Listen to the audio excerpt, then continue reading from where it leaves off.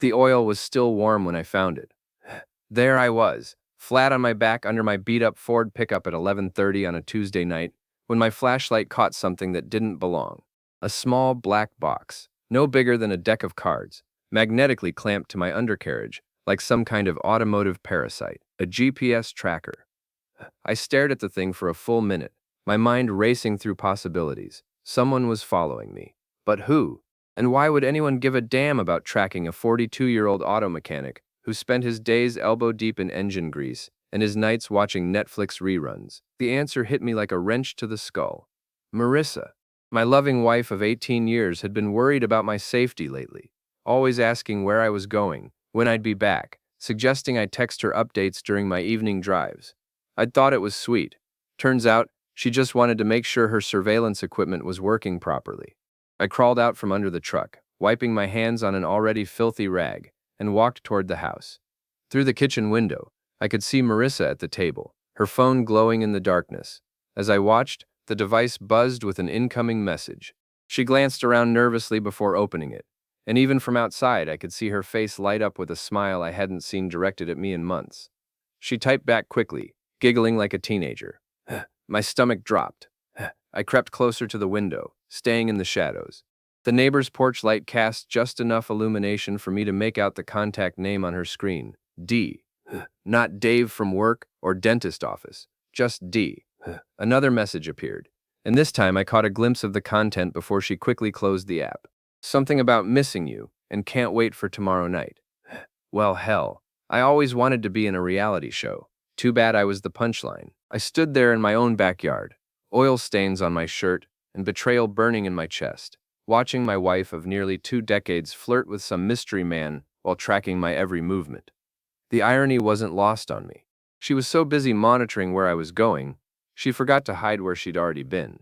Mrs. Talbot's silhouette appeared in her kitchen window next door. The old busybody was probably loving this late-night drama, filing away every detail for tomorrow's neighborhood gossip session.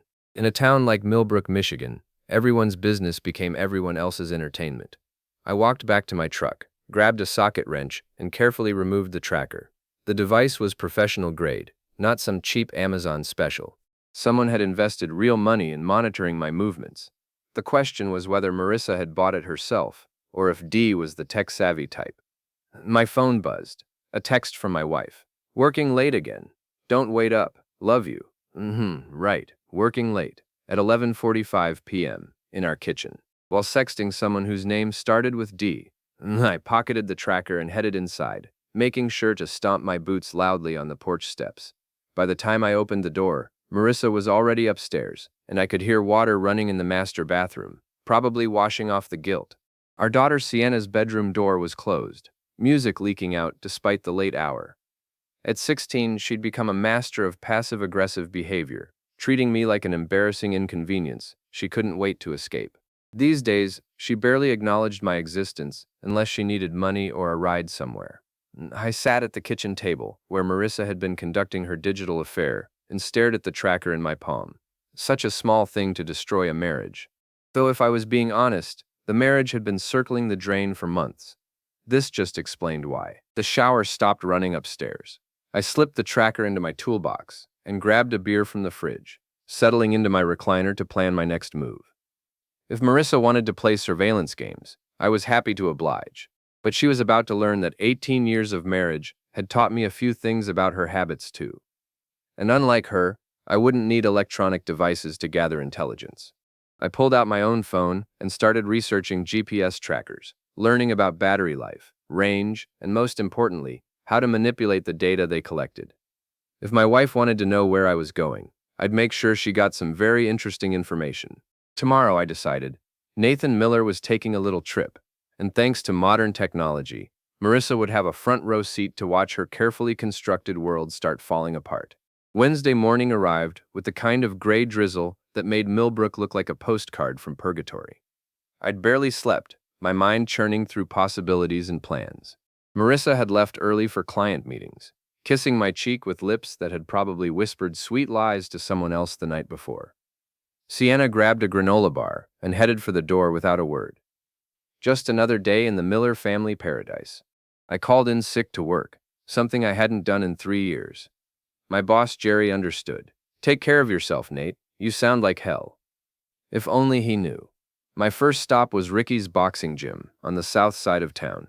Ricky Kowalski had been my best friend since high school, back when we both thought we'd conquer the world with our fists and our attitude.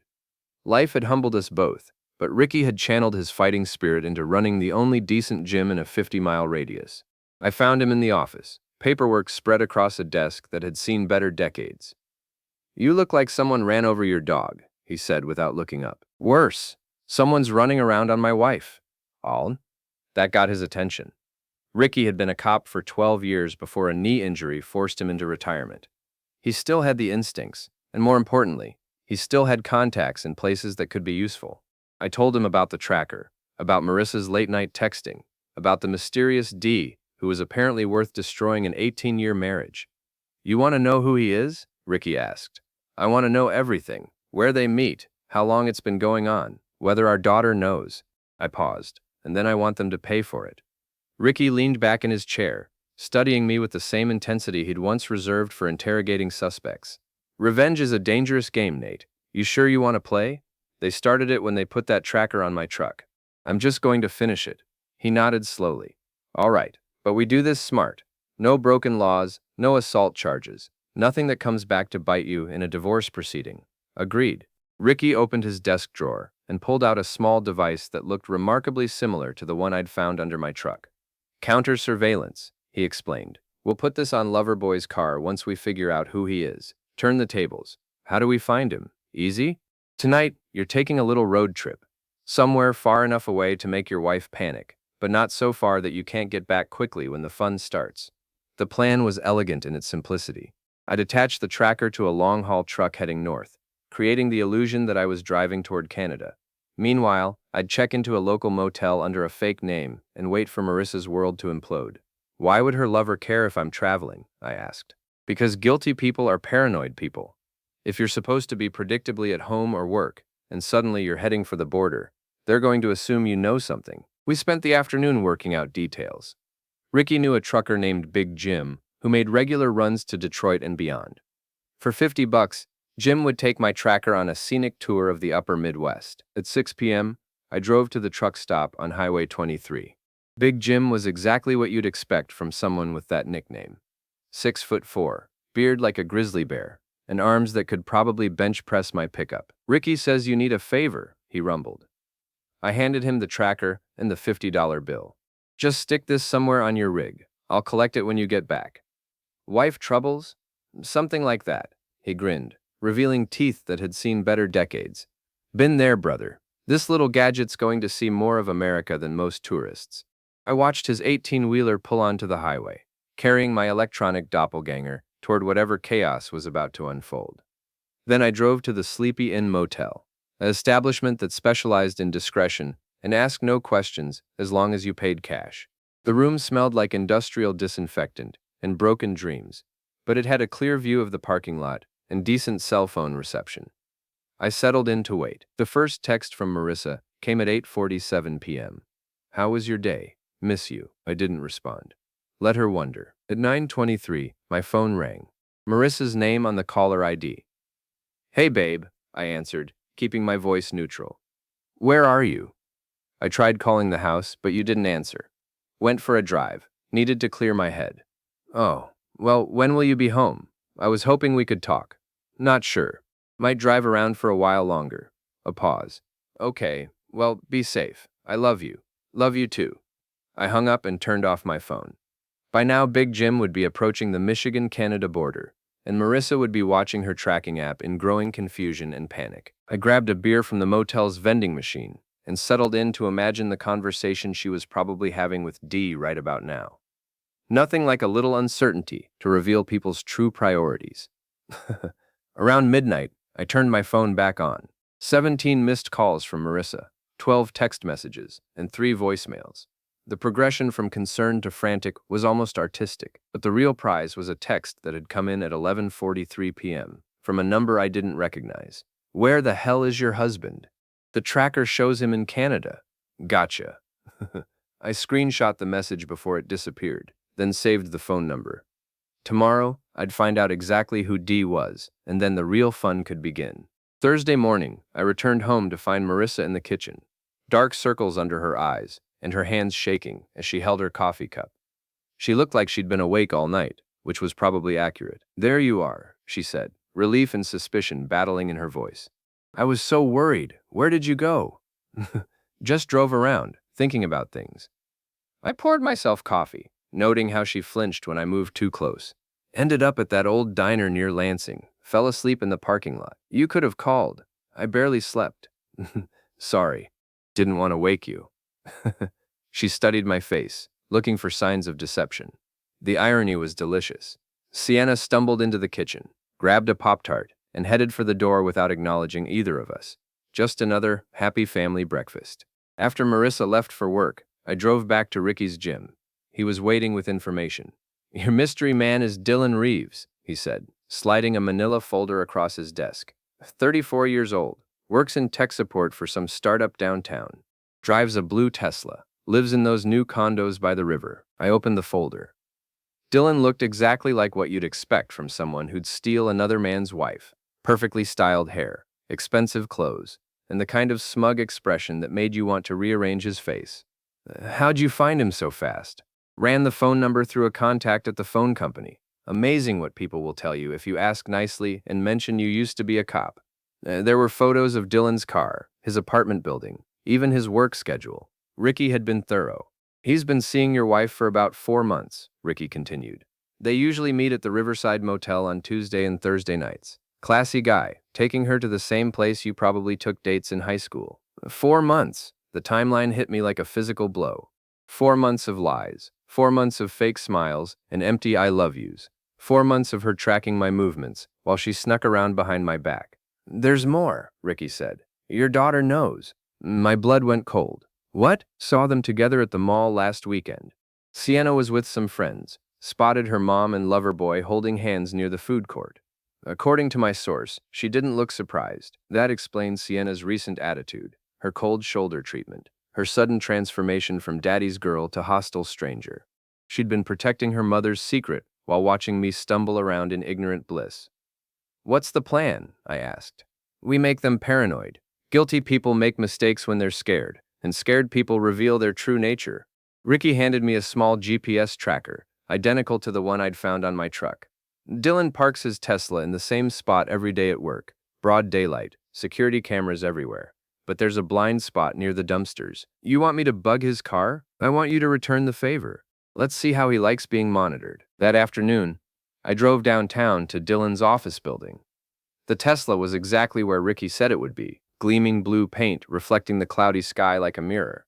I'd always hated people who drove cars worth more than most people's annual salary, and now I had a personal reason to despise this particular vehicle. The parking lot was busy with lunch hour traffic, people coming and going without paying attention to a middle-aged guy in work clothes.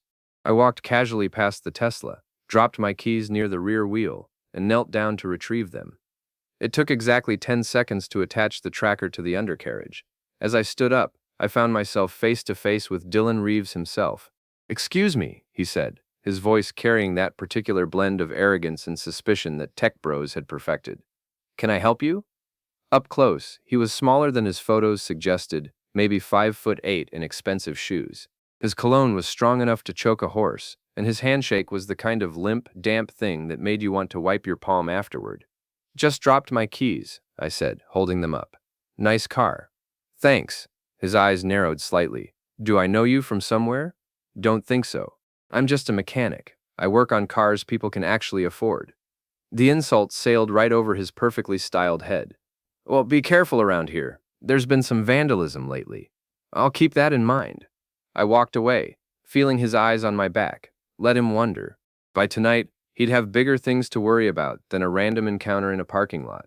That evening, I watched the tracker data on my laptop. Dylan had driven straight from work to an upscale bar downtown, where he'd spent 2 hours before heading to the Riverside Motel. According to the timestamps, Marissa had arrived 15 minutes later. I sat in my living room, drinking beer and watching my marriage dissolve in real time through GPS coordinates. The technology that was supposed to keep families connected was showing me exactly how mine had fallen apart. Around 10 p.m., Both trackers showed movement. Dylan back to his condo, Marissa heading home. I turned off the laptop and pretended to be asleep when she slipped into bed, smelling like guilt and Dylan's overpowering cologne. "How was work?" I mumbled, playing the role of the oblivious husband. "Long day. I'm exhausted." "I bet." She curled up on her side of the bed, careful not to touch me. We lay there in the darkness, two people sharing a bed and nothing else, while the GPS tracker under her lover's car continued transmitting his location to my phone. Tomorrow, I decided, it was time to start applying pressure. Guilty people made mistakes when they were scared, and I was about to give them plenty of reasons to be terrified. Friday brought the kind of crisp autumn morning that made you believe in fresh starts and second chances. Too bad I wasn't interested in either. I'd spent the night monitoring Dylan's movements, learning his patterns. Coffee shop at 7 a.m., gym at lunch, happy hour at the same bar where he'd met my wife. Predictable as clockwork, which would make what came next much easier. Marissa left early for client meetings again. The lies were coming so naturally now that I wondered if she'd forgotten what truth sounded like. My first stop was the Riverside Motel. The desk clerk was a kid who looked like he'd rather be anywhere else, which made him perfect for my purposes. "I think my wife might be having an affair," I told him, sliding a 20 across the counter. "Blue Tesla, pretty brunette, usually Tuesday and Thursday nights?" He glanced around nervously, then pocketed the bill. "Room 237. They've been regulars for months." "How many months?" "Since summer. Always pay cash, never cause trouble." Since summer. So it had been going on longer than Ricky thought. I thanked the kid and drove to my next destination. Marissa's real estate office was in a converted Victorian house downtown, all charm and professional ambition. Her boss, Patricia Hendricks, was a woman who'd built her reputation on discretion and results. She also happened to be a deacon at the Methodist Church and took a dim view of moral flexibility. I'd met Patricia at company Christmas parties, where she'd always seemed impressed by my blue-collar authenticity. Today, I was counting on that goodwill. "Nathan, what a pleasant surprise," she said when I walked into her office. "Is everything all right? You look troubled." "I'm worried about Marissa," I said, settling into the chair across from her desk. "She's been working such long hours lately, staying out until all hours. I'm concerned about her stress levels." Patricia frowned. "Long hours? Nathan, Marissa hasn't worked past 6 p.m. in weeks. In fact, I've been concerned about her lack of dedication lately. She's been taking a lot of personal time. Personal time. Client meetings that don't appear in our system. Property showings that never generate paperwork. Between you and me, I've been wondering if she's considering a move to another agency." I let my face show exactly the right amount of confusion and hurt. "She told me she was working late almost every night this week." Patricia's expression shifted from concern to understanding. As a woman who'd been married for 30 years, she recognized the signs. "I see," she said quietly. "Nathan, I'm very sorry. I just want to know the truth." She nodded. "I'll be keeping a closer eye on Marissa's schedule going forward." I left the office knowing that Marissa's professional life was about to become much more complicated. Patricia Hendricks didn't tolerate dishonesty from her employees, and she certainly wouldn't appreciate being used as an alibi for adultery. My next stop was Dylan's office building. I parked across the street and waited, watching the lunch crowd come and go.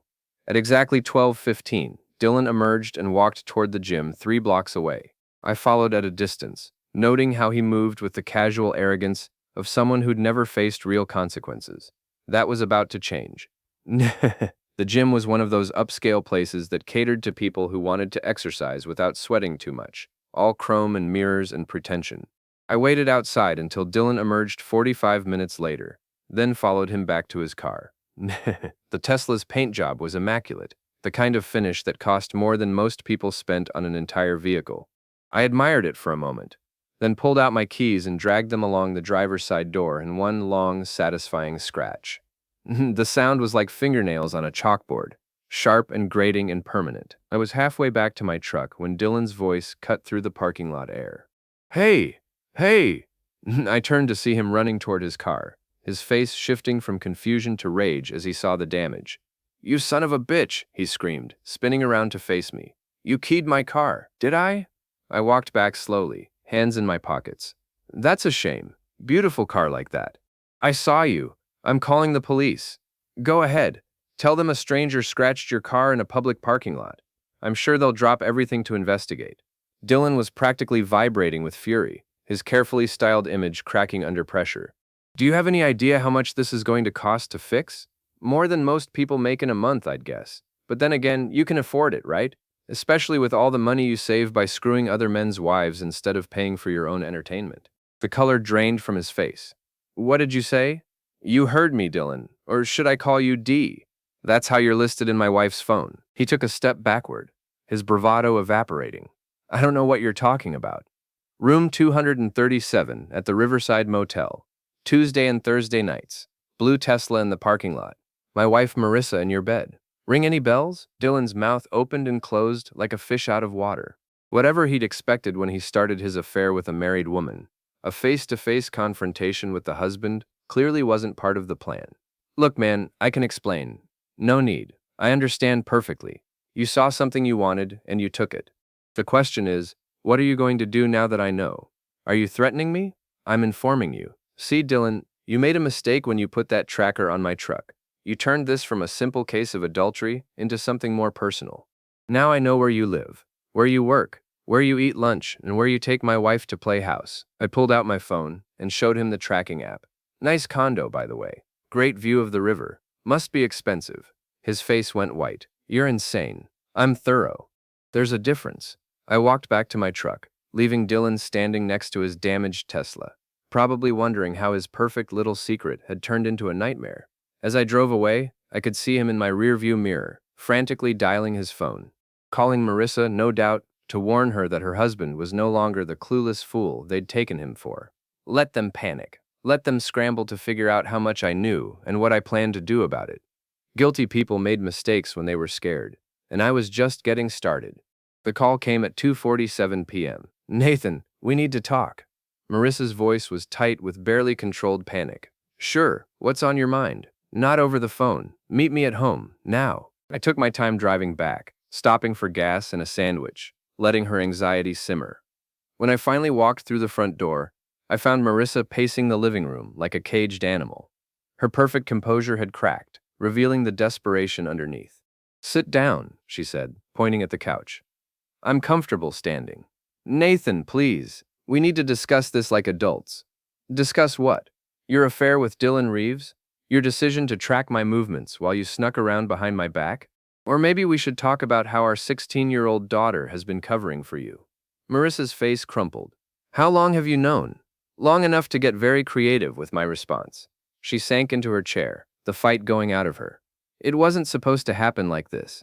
How was it supposed to happen? You were going to leave me for a tech bro with more money and less mileage?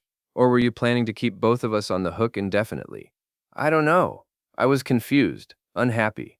So you decided to solve your problems by creating bigger ones. Marissa looked up at me with tears in her eyes, and for a moment I almost felt sorry for her. Almost. Can we fix this? She asked. Can we go to counseling, work things out? You mean after you explain to Patricia Hendricks why you've been lying about your work schedule? After you tell Sienna that her parents' marriage was a fraud? After Dylan explains to his insurance company how his Tesla got keyed in broad daylight? Her tears stopped. You keyed his car? Among other things. Nathan, what have you done? I pulled out my phone and opened the tracking app, showing her Dylan's current location. I've been returning the favor. Amazing how easy it is to monitor someone when you put your mind to it. You're scaring me. Good. You should be scared. See, Marissa, you made a fundamental error in judgment. You assumed I was too stupid, too trusting, or too beaten down to fight back. You were wrong on all 3 counts. I walked to the window, looking out at Mrs. Talbot's house. The old gossip was probably watching from behind her curtains, sensing drama in the air. Here's what's going to happen, I continued. You're going to end things with Dylan immediately. You're going to tell Sienna the truth about why you've been lying to both of us. And you're going to figure out how to salvage what's left of your career after Patricia realizes you've been using the company as cover for your affair. And if I don't, I turn back to face her. Then I make your life very complicated. See, I've learned a lot about Dylan over the past few days. His work schedule, his habits, his expensive tastes. Did you know he's been claiming you as a business expense? Apparently, taking clients out for entertainment is tax deductible. Marissa's face went pale. How could you possibly know that? I'm full of surprises these days. The truth was, I was bluffing about the tax fraud, but Marissa's reaction told me I'd hit close to home. Guilty people always assumed you knew more than you actually did. My phone buzzed with a text message. I glanced at it and smiled. Speak of the devil, Dylan wants to meet with me. Apparently he has something important to discuss. Nathan, don't what? Don't give him the same courtesy he showed me? Don't treat him with the same respect he showed my marriage? I headed for the door, then paused. Oh, and Marissa? You might want to check your phone. I think you'll find Dylan has some interesting news to share. I left her sitting in the living room and drove to the address Dylan had texted. Riverside Park, the same place where Marissa and I had gotten engaged 20 years ago. The irony was almost too perfect. Dylan was waiting by the lake, his expensive clothes looking out of place against the autumn trees. He'd traded his usual arrogance for nervous energy, constantly checking his phone and glancing around like he expected an ambush. Thanks for coming, he said as I approached. Wouldn't miss it. What's so important that you couldn't say it over the phone? Look, I know you're angry. Angry doesn't begin to cover it, but we need to figure out how to handle this situation like civilized people. I laughed, a sound with no humor in it. Civilized. You've been sleeping with my wife for months, Dylan. You put a tracking device on my truck. You turned my daughter against me by making her complicit in your lies. What part of that strikes you as civilized? I never meant for anyone to get hurt. But you didn't care if they did, as long as you got what you wanted. Dylan ran his hands through his perfectly styled hair, destroying the careful arrangement. What do you want? Money? I can pay for the damage to your marriage. You think this is about money? Isn't it? Guys like you, it's always about money. The casual dismissal, the automatic assumption that I could be bought off like some kind of blue-collar stereotype, was the final straw. 20 years of marriage, 18 years of raising a daughter, decades of building a life. And he thought it all had a price tag. You're right, I said quietly. This is about money. Your money, specifically. I pulled out my phone and showed him a series of photographs. Dylan's face went from confusion to horror as he recognized images of his condo, his car, his office building. See, Dylan, I've been thinking about our situation and I realized something important. You're not just a homewrecker, you're a liability. What are you talking about? Your company's code of conduct policy. Very strict about employees engaging in behavior that reflects poorly on the organization. Affairs with married women definitely qualify. You can't prove anything. I don't have to. I just have to make your boss curious enough to ask questions. Amazing what people discover when they start looking closely at someone's activities. Dylan's phone buzzed. He glanced at it, and his face went white. That would be your supervisor, I said. Apparently someone sent him some very interesting photographs of you and a married woman at a local motel, along with detailed records of your afternoon client meetings that never appeared on your calendar. You son of a bitch. I'm just getting started. I showed him another series of photos on my phone. Dylan's Tesla in various parking lots, time-stamped and geotagged. Your insurance company might also be interested in these, especially the ones showing you driving during hours when you called in sick to work. This is blackmail. This is consequences. You wanted to play games with other people's lives, Dylan. Now you get to find out what happens when someone plays games with yours. His phone rang. The caller ID showed his office number. Answer it, I said. Tell them where you've been spending your afternoons. Dylan stared at the phone like it was a snake, then looked back at me with something approaching respect. What do you want? I want you to disappear. I want you to end things with Marissa immediately and permanently. I want you to find a new job in a different city, preferably in a different state. And if I don't, then I keep making your life interesting. See, Dylan, you made the mistake of thinking I was just another dumb mechanic you could push around. But I've been fixing broken things for 25 years, and I'm very good at figuring out how they work. I pocketed my phone and started walking back toward my truck. Oh, and Dylan, next time you want to track someone, make sure they don't know how to track you back. I left him standing by the lake, his phone ringing insistently, and his carefully constructed life falling apart one phone call at a time. When I got home, Marissa was gone. So was her suitcase, half her clothes, and the joint savings account we'd spent 18 years building together. But Sienna was in the kitchen, making dinner for the first time in months. Mom told me everything, she said without looking up from the stove. She said you knew about Dylan. I did. She said she's staying at Aunt Linda's for a while, probably for the best. Sienna turned to face me, and for the first time in months, she looked like my daughter again, instead of a hostile stranger. Dad, I'm sorry I didn't tell you. I didn't know what to do. It wasn't your job to fix your mother's mistakes. Are you getting divorced? I don't know yet, but whatever happens, you and I are going to be fine. She nodded, tears in her eyes. I made your favorite, meatloaf and mashed potatoes. Sounds perfect. We ate dinner together, father and daughter, while my phone buzzed with increasingly frantic messages from Marissa and Dylan. I ignored them all. Tomorrow, I'd start figuring out what came next. Tonight, I was having dinner with the one person in this mess who still mattered. 6 months later, the divorce was final. Marissa got the house, I got my freedom, and Sienna got to choose where she wanted to live. She chose me. Dylan moved to Phoenix after losing his job and most of his savings to lawyers and therapists. Last I heard, he was working tech support for a cable company and driving a used Honda. Marissa eventually found work at a different real estate agency, but her reputation in Millbrook never recovered. Small towns have long memories, especially when it comes to scandal. As for me, I opened my own garage with the money from selling my half of the house. Business is good, partly because I'm skilled at what I do, and partly because everyone in town knows the story of how I outmaneuvered the people who tried to destroy my life. Talbot still watches from her kitchen window, but these days she waves when she sees me. Even the neighborhood gossip queen respects a man who fights back. I never did find out who bought that original GPS tracker. Marissa claimed it was Dylan's idea. Dylan swore it was hers. In